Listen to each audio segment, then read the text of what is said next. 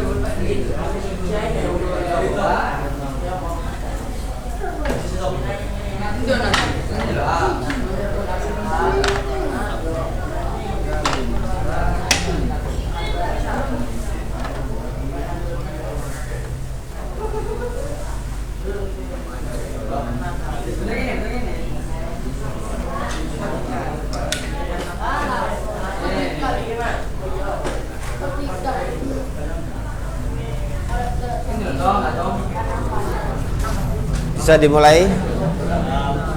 Kita mulai ya. Sambil nunggu yang lainnya mungkin masih dalam perjalanan. Bismillahirrahmanirrahim. Assalamualaikum warahmatullahi wabarakatuh. Waalaikumsalam warahmatullahi wabarakatuh. Alhamdulillahilladzi anzala sakinata fi qulubil mu'minin liyazdadu imana ma'a imanihim.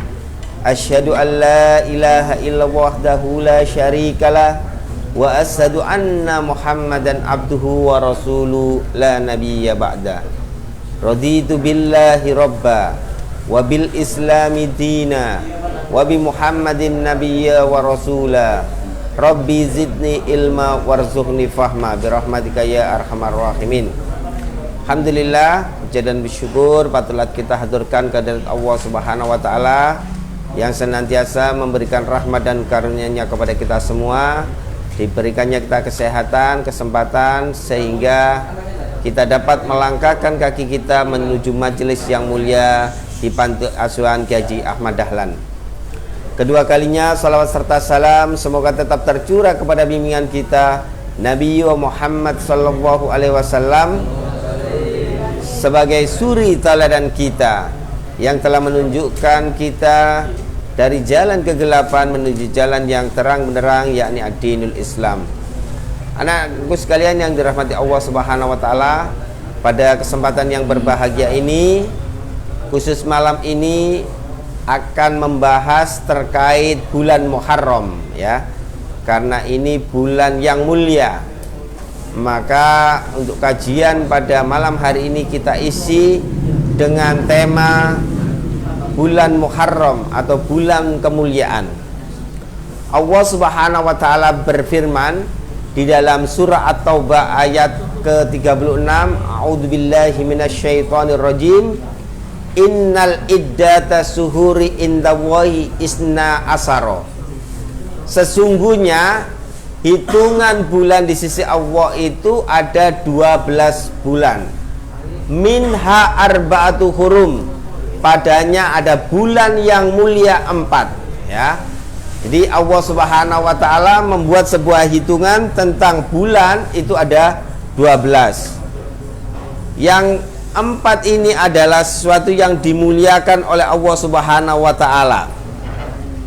Maka tentunya kita sebagai umatnya, sebagai hamba Allah Subhanahu wa taala, umatnya Nabi Muhammad SAW, memuliakan bulan tersebut.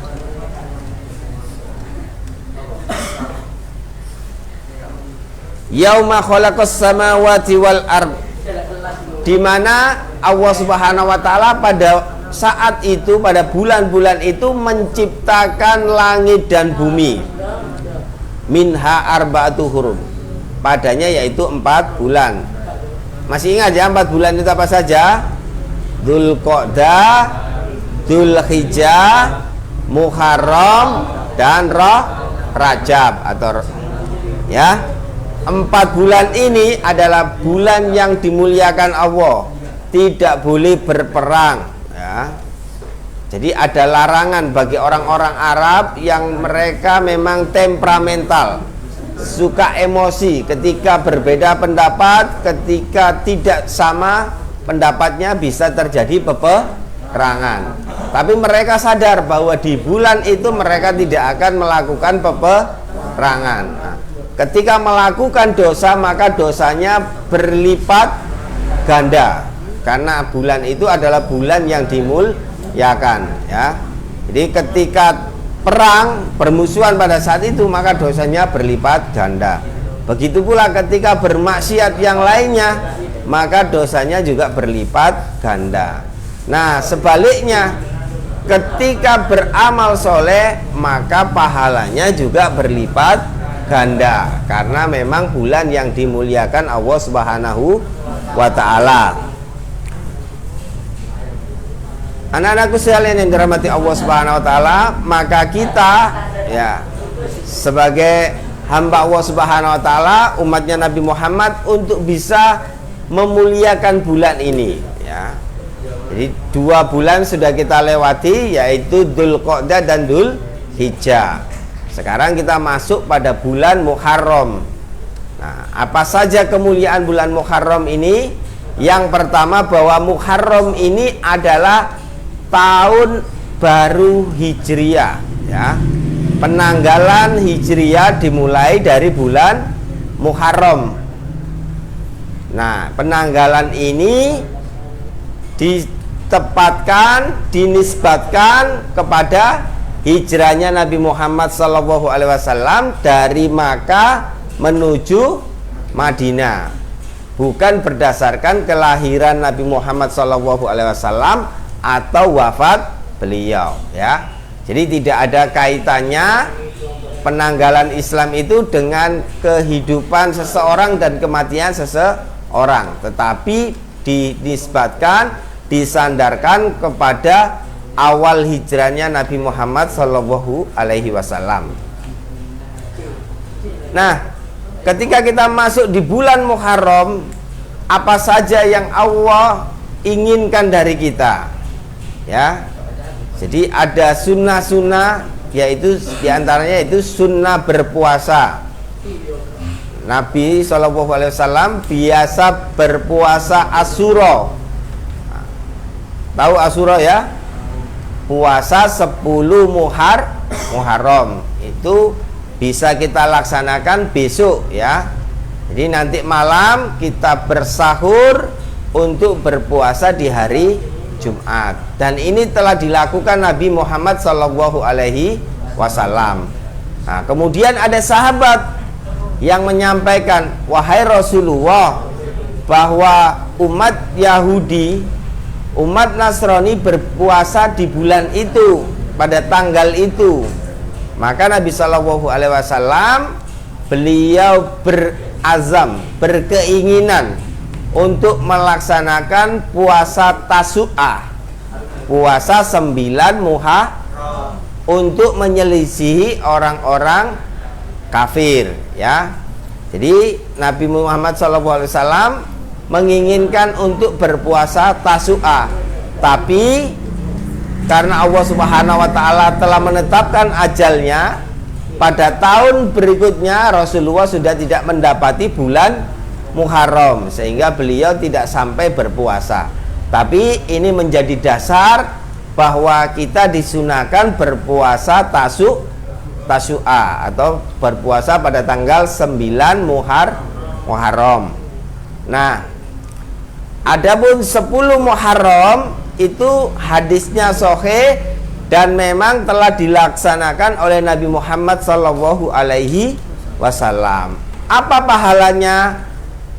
Pahalanya adalah diampunkan dosa 1 tahun yang telah lalu, sebagaimana sabda Rasulullah SAW di dalam sebuah hadisnya. Waalaikumsalam warahmatullahi wabarakatuh.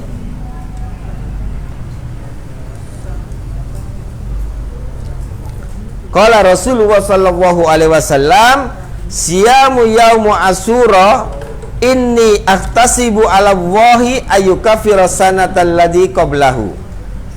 Bersabda Rasulullah SAW, puasa pada hari Asyura 10 Muharram, inni aktasibu ala Allah, sesungguhnya aku menyangka bahwa Allah akan ayyukaffira sanatal ladzi qablahu, akan menghapus kesalahan 1 tahun yang telah lalu. Jadi kalau kita besok berpuasa, maka kata Nabi akan dibalas dengan menghapuskan dosa 1 tahun yang telah lalu. Puasanya hanya 14 jam, tapi menghapuskan dosa-dosa kita selama 1 tahun penuh. Maka ini adalah suatu fadilah yang besar, pahala yang agung, maka hendaknya bisa kita laksanakan. Kemudian apa keutamaan pada 10 Muharram ya? Ada beberapa penjelasan terkait dengan 10 Muharram. Di dalam sebuah kitab dikatakan An Ibni Abbas radhiyallahu anhuma qala qadima Rasulullah sallallahu alaihi wasallam al-Madinatu fawajadal yahuda yasumuna yaum Asyura fayas'aluna an dzalika faqalu hadza yaumul ladzi adharallahu fihi Musa wa bani Israila ala fir'aun wa najana tasumu taqdiman lahu faqala an-nabiyyu sallallahu alaihi wasallam nahnu aula bi Musa minkum fa amara bisaumi. Jadi itu merupakan dalil keutamaan berpuasa pada 10 Muharram. Nah, terkait dengan 10 Muharram ini memang ada kelebihan yang Allah berikan kepada nabi-nabi terdahulu. Yang pertama yaitu Allah menangkan Musa atas Fir'aun, yaitu tepat pada tanggal 10 Muharram ya. Yang kedua yaitu pendaratan kapal Nabi Nuh yang saat itu diterpa banjir bandang. Jadi banjir bandang tidak berhenti-berhenti, berapa lama tidak dijelaskan, sampai pada akhirnya pada saat itu banjir itu surut dan kapal itu bisa sandar, bisa berhenti pada tanggal 10 Asyura atau 10 Muharram. Kemudian yang ketiga yaitu keselamatan Nabi Yunus keluar dari perut ikan. Jadi Nabi Yunus ini adalah nabi yang beliau itu diuji oleh umatnya ya. Beliau berdakwah berpuluh-puluh tahun, ratusan tahun, tapi kemudian umatnya tidak mengikutinya. Akhirnya beliau meninggalkan umatnya karena sudah lelah dengan dakwah, maka beliau meninggalkan. Nah, ketika beliau meninggalkan umat ini, padahal ada seorang yang ingin bertobat, maka Allah berikan peringatan dengan memakan ya. Jadi kapalnya Nabi Nuh itu akhirnya terjatuh dan dimakan oleh ikan sampai beliau tidak bisa keluar karena dalam kondisi yang gelap. Nah, beliau berzikir ya, senantiasa berdoa, bermunajat kepada Allah Subhanahu wa taala atas kedzaliman dirinya. Maka pada tanggal 10 Muharram atau Asyura itu ikan itu memuntahkan Nabi siapa? Nabi Yunus ya. Kemudian Nabi Adam alaihissalam pernah berbuat kezaliman, yaitu memakan buah khuldi ya. Dan Allah Subhanahu wa taala memberikan ampunan kepada Nabi Adam dengan ampunan atas kesalahan dan dosa-dosanya, dan dipertemukan dengan siapa? Dengan siapa istrinya Nabi Adam? Ibu Hawa pada tanggal 10 Asyura atau 10 Muharram. Yang kelima yaitu keselamatan Nabi Yusuf dengan keluar dari sumur pembuangan. Jadi Nabi Yusuf itu adalah nabi yang tampan, yang kemudian saudara-saudaranya tidak suka kalau ayahnya menyukainya. Ayahnya lebih sayang kepada Nabi Yusuf karena lebih taat, lebih patuh, ya. Akhirnya saudaranya memasukkan ke dalam sumur. Nah, di dalam sumur itu tidak ada yang menolong. Beberapa hari sampai datanglah rombongan pedagang yang kemudian ingin mengambil air, ternyata tidak mendapatkan air, tapi mendapatkan Nabi Yusuf, ya. Yang keenam yaitu kelahiran Nabi Isa alaihissalam, bahwa pada tanggal 10 Muharram atau Asyura itu Nabi Isa alaihissalam terlahir ke muka bumi. Yang ketujuh yaitu ampunan Allah untuk Nabi Daud, ya. Jadi Nabi Daud juga pernah berbuat salah dan berbuat dosa, kemudian Allah ampuni kesalahannya pada tanggal 10 Asyura atau 10 Muharram. Yang kedelapan yaitu kelahiran Nabi Ibrahim. Jadi Nabi Ibrahim adalah Abul Anbiya, bapaknya para nabi. Beliau banyak melahirkan nabi-nabi, sampai yang terakhir yaitu Nabi Muhammad SAW itu adalah salah satu nabi yang bergaris bernasab kepada Nabi Ibrahim.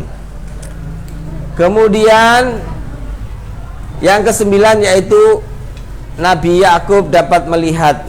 Jadi setelah Nabi Yusuf ditemukan oleh rombongan yang kemudian Nabi Yusuf itu hidup di istana, kemudian akhirnya terdengarlah kabar bahwa Nabi Yusuf itu tinggal di kerajaan, keluarganya pingin mencari makan karena memang paceklik. Nah, pada saat itu diberikanlah pakaian Nabi Yusuf kepada saudaranya, dan sampailah pakaian itu kepada ayahnya, dicium baunya. Kemudian Nabi Yakub yang setiap hari menangis sampai beliau buta karena begitu sedihnya kehilangan putranya Nabi Yusuf, akhirnya dapat melihat karena bau dari pakaian yang dititipkan. Nah, pada saat itu bertepatan tanggal 10 Muharram atau Asyura.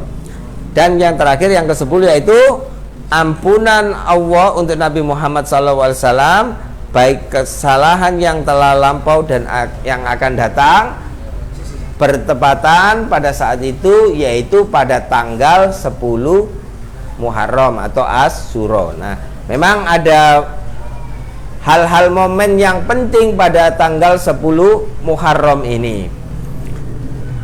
Anak-anakku sekalian yang dirahmati Allah Subhanahu wa taala, tetapi ada beberapa kesalahan yang dilakukan oleh kaum muslimin pada tanggal atau pada bulan Muharram. Nah, yang pertama di Jawa biasa dikenal dengan apa? Menghormati satu suro. Satu suro itu adalah keramat bagi orang-orang Jawa yang berada di wilayah pesisir pantai selatan. Mereka biasa melarung sesaji. Padahal itu tidak diperkenankan di dalam agama Islam, ya. Bagi orang-orang yang berada di wilayah Jawa Tengah, Solo, Yogyakarta, mereka biasa mensucikan keris, menyuci, ya. Jadi kesaktian alat-alat perang mereka, ya, mulai dari keris, pedang, akik, tombak yang dirasa memiliki kekuatan magic itu disucikan, dibersihkan pada tanggal 1 Syuro, ya. Juga begitu di daerah Solo ada namanya Kiai Slamet, ya. Kiai Slamet itu bukan manusia, tapi apa? Kerbau, ya. Kerbau itu diarak keliling kota. Kotorannya bahkan sampai diraupkan ke wajah. Nah, dengan harapan untuk mencari berkah. Padahal itu tidak dibenarkan dalam akidah Islam ya. Jadi memang ada kesalahan di awal 1 Muharram atau 1 Syuro menurut penanggalan jawab. Nah, kemudian bahwa Muharram ini dikaitkan dengan anak-anak yatim ya. Jadi 10 Muharram itu biasanya ditandai dengan Hari Yatim Nasional. Yang ini mungkin kadang kesalahan bahwa orang peduli pada anak yatim itu di tanggal Muharram ini, khususnya di tanggal 10 Muharram. Nah, makanya banyak donatur di bulan Muharram ya. Yang sulit untuk dihilangkan itu adalah ya eksploitasi ya. Jadi ya seakan-akan anak yatim itu diberi difoto ya, itu yang memang kadang itu menjadi problem. Kenapa? Karena itu bisa merendahkan mental ya. Tetapi kalau untuk dokumentasi pribadi itu masih diperbolehkan. Tapi kalau kemudian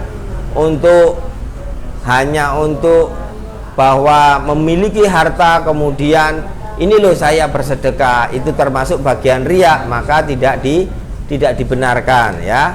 Ya kalau bisa membahagiakan anak yatim tanpa harus menyakiti perasaannya ya, saya yakin itu bisa. Kenapa? Karena sangat mungkin donatur memberikan tanpa kemudian harus meminta foto yang kemudian disebarluaskan. Itu kadang memang mentalnya berkurang. Mungkin bisa diajak rekreasi, makan bersama, yang itu bisa membahagiakan anak yatim. Jadi ada hal-hal yang memang menjadi acuan yang diperbolehkan, yang disunahkan di bulan Muharram, karena memang Muharram ini adalah bulan yang dimuliakan Allah Subhanahu wa Ta'ala. Tetapi ada juga yang dilarang oleh Allah Subhanahu wa Ta'ala dan tidak sesuai dengan syariat Nabi Muhammad Sallallahu Alaihi Wasallam. Maka kita sebagai santri yang tahu dasar hukumnya, maka bisa menundukkan ya mana yang benar dan mana yang salah, mana yang boleh dikerjakan dan mana yang tidak boleh, mana yang hak dan mana yang batil. Maka kita harus tahu bagaimana menempatkan diri kita untuk bisa mensikapi ya. Jadi jangan sampai terjebak pada sesuatu yang salah, jangan sampai melakukan perbuatan maksiat di bulan Muharram, karena bulan ini adalah bulan yang dimuliakan Allah Subhanahu wa Ta'ala. Semoga kita semua yang hadir ini bisa memuliakan bulan Muharram ini, karena bulan ini adalah bulan yang dimuliakan Allah Subhanahu wa Ta'ala.